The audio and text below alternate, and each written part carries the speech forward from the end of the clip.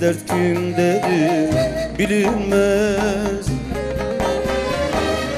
Her yürekte bir sevda var, söylenmez. Deli gönül söylenmez. Neler ettin zalim bana, zehir oldu dünya bana.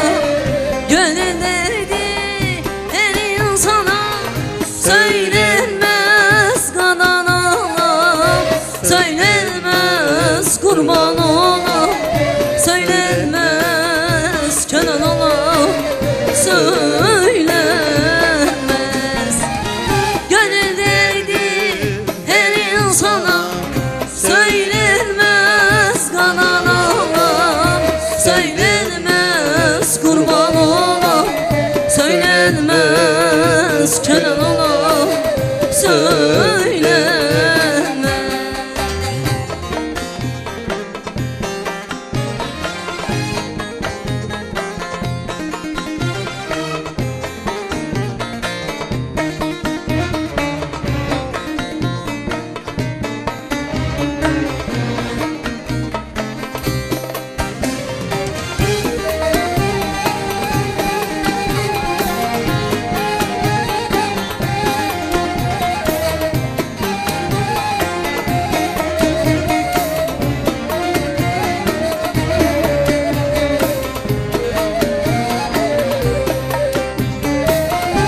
Başa gelen kaderdendir, silinmez zaman yazım, silinmez.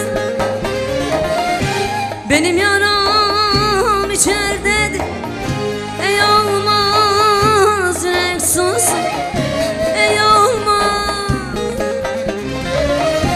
Neler ettin zaman bana, zehir oldu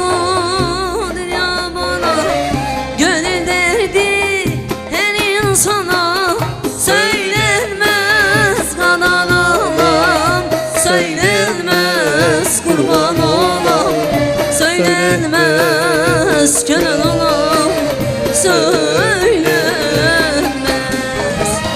Gönül derdi her insana söylenmez. Kanan ağlam söylenmez, kurban olam söylenmez, Kenan olam